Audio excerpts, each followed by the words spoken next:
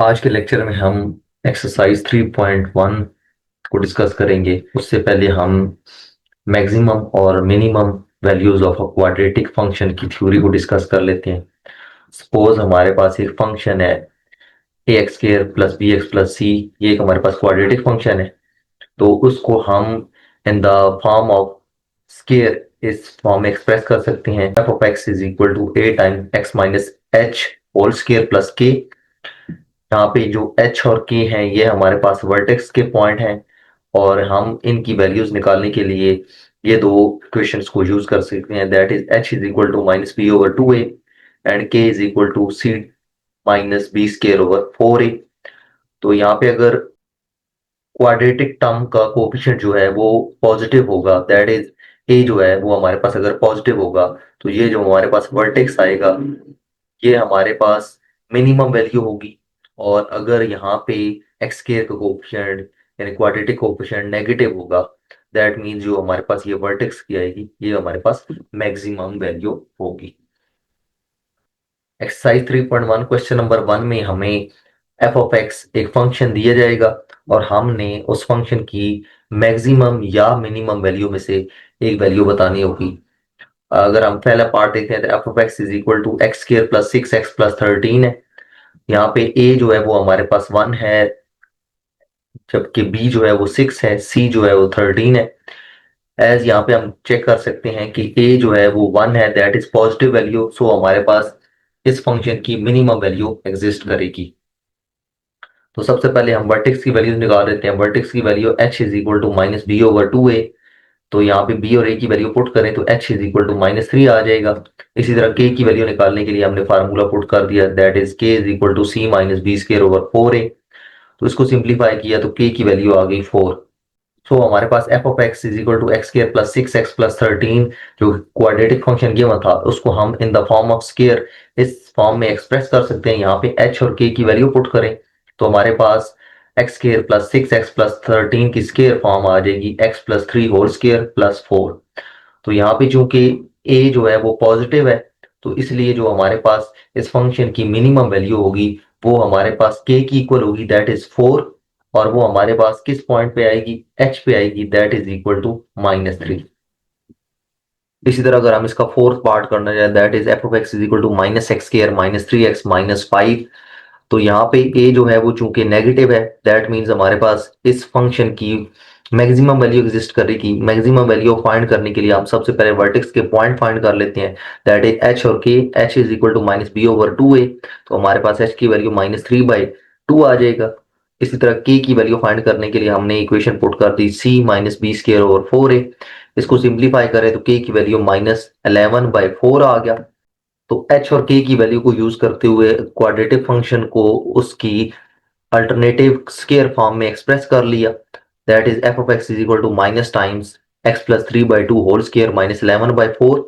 तो जैसे कि यहाँ पे a जो है वो नेगेटिव है, तो इसलिए इस फंक्शन की मैक्सिमम वैल्यू जो है वो k that is equal to minus 11/4 होगी। और वो किस पॉइंट पे होगी, वो h पॉइंट पे होगी, दैट इज माइनस 3/2। एक्सरसाइज के सेकंड क्वेश्चन में हमें फंक्शन दिया जाएगा क्वाड्रेटिक फंक्शन। हमने उसकी मैक्सिमम या मिनिमम वैल्यू में से एक बतानी है और इसके अलावा उसको स्केच भी करना है, फिर उसकी डोमेन और रेंज भी लिखनी है। फर्स्ट ऑफ ऑल हम पहला पार्ट सॉल्व करते हैं, that is f of x is equal to x square minus 4x। यहाँ पे a 1 है, b माइनस 4 है, c जो है वो 0 है। तो as we know that f of x that is equal to y is equal to x square minus 4x। तो x इंटरसेप्ट और y इंटरसेप्ट निकाल लेते हैं। y इंटरसेप्ट के लिए हम x को इक्वल टू 0 पुट कर देंगे, that is y is equal to 0। और x इंटरसेप्ट के लिए जब हम y को इक्वल टू 0 पुट करेंगे तो x की दो वैल्यूज आएंगी, that is x is equal to 0 और x इज इक्वल टू 4। अब हमने उसका वर्टेक्स पॉइंट निकालना है, तो वर्टेक्स पॉइंट निकालने के लिए हम वही फार्मूला दोबारा पुट कर देंगे, that is h is equal to minus b over 2a। तो h की वैल्यू 2 आ जाएगी और k is equal to c minus b square over 4a। तो k की वैल्यू माइनस 4 आ जाएगी। सो हमारे पास वर्टेक्स जो है वो हमारे पास 2 माइनस 4 है। अब हम इन तमाम डाटा को ज़हन में रखते हुए इस फंक्शन को स्केच कर लेंगे। तो हमारे पास x इंटरसेप्ट जो थे इस पॉइंट के वो हमारे पास 0 और 4 थे। इसी तरह जो इसके y इंटरसेप्ट था वो भी 0 था, तो हमने इन दोनों इंटरसेप्ट को मेंशन कर दिया। इसी तरह हमारे पास जो वर्टेक्स था 2 और माइनस 4, वो हमने मेंशन कर दिया। अब हमने पैराबोला बनाना है, और पैराबोला ऐसा कि जो हमारे पास इन तीनों पॉइंट्स में से गुजरे और उसका जो मिनिमम पॉइंट है वो इस वर्टेक्स वाले पॉइंट पे हो, तो ये हमारे पास पैराबोला बन गया। तो इस पैराबोला की मदद से हम चेक कर सकते हैं कि इसकी जो मिनिमम वैल्यू है वो वर्टेक्स पॉइंट यानी 2 - 4 के ऊपर आ रही होगी। So f of x is equal to x square -4, x has minimum value that is 2 - 4। तो अब हमने इस फंक्शन का डोमेन और रेंज लिखनी है। तो चूंकि f of x is equal to x square -4 x एक पोलिनोमियल फंक्शन है, तो इसलिए इसकी डोमेन में हमारे पास set of all real numbers आ जाएंगे। और इस फंक्शन के ग्राफ से हम चेक कर सकते हैं कि इस फंक्शन की जो मिनिमम वैल्यू है वो -4 होगी, और वो हमारे पास x इज इक्वल टू 2 पे आ रही होगी। बाकी तमाम वैल्यूज इससे बड़ी होंगी। सो इसलिए जो इसकी फंक्शन की रेंज है वो हमारे पास मिनिमम वैल्यू -4 होगी और बाकी तमाम वैल्यूज इससे बड़ी होंगी। सो हमारे पास रेंज आ गई, range is equal to -4 close interval to open interval infinity. इसी तरह अगर हम इसका थर्ड पार्ट करें, that is f of x is equal to -x² + 2x - 8। तो सबसे पहले हम ए बी सी की वैल्यूज मेंशन कर लेते हैं। एक्स इंटरसेप्ट के लिए y0 पुट कर देते हैं और y इंटरसेप्ट के लिए x0। सो y इंटरसेप्ट के लिए x0 पुट किया तो हमारे पास y की वैल्यू -8 आ गई। इसी तरह x इंटरसेप्ट के लिए y0 पुट किया तो हमें ये इल्म हुआ कि ये जो हमारे पास इमेजिनरी वैल्यू आएगी, क्योंकि इमेजिनरी वैल्यू है तो इसलिए इसका x इंटरसेप्ट एग्जिस्ट नहीं करेगा। नेक्स्ट अब हमने वर्टेक्स की वैल्यू मालूम करनी है, दैट इज एच और के।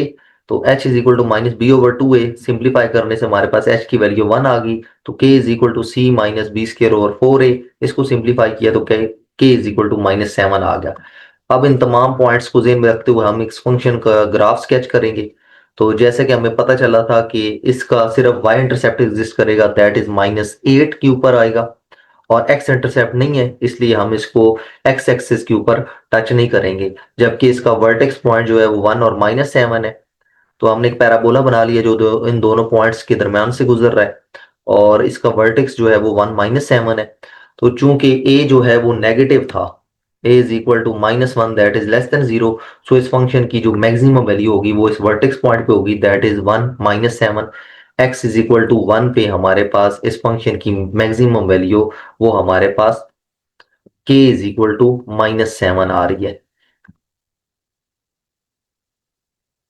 नेक्स्ट अब हमने इसकी डोमेन और रेंज चेक करनी है। चूंकि हमारे पास ये एक पोलिनोमियल फंक्शन है, तो पोलिनोमियल फंक्शन में हमारे पास जो है तमाम सेट ऑफ रियल नंबर्स जो हैं वो हमारे पास इनपुट आ सकते हैं। तो इसकी डोमेन जो है वो सेट ऑफ रियल नंबर्स होगी। और इसी तरह हम ग्राफ से चेक कर सकते हैं कि इस फंक्शन की जो मैक्सिमम वैल्यू है वो -7 है, और वो हमारे पास at x is equal to -1 आ रही है। सो हमारे पास इस फंक्शन की जो मैक्सिमम वैल्यू होगी वो -7 होगी, बाकी तमाम वैल्यूज हमारे पास -7 से कम होगी। Hence range of f of x is equal to -∞ to -7 close interval.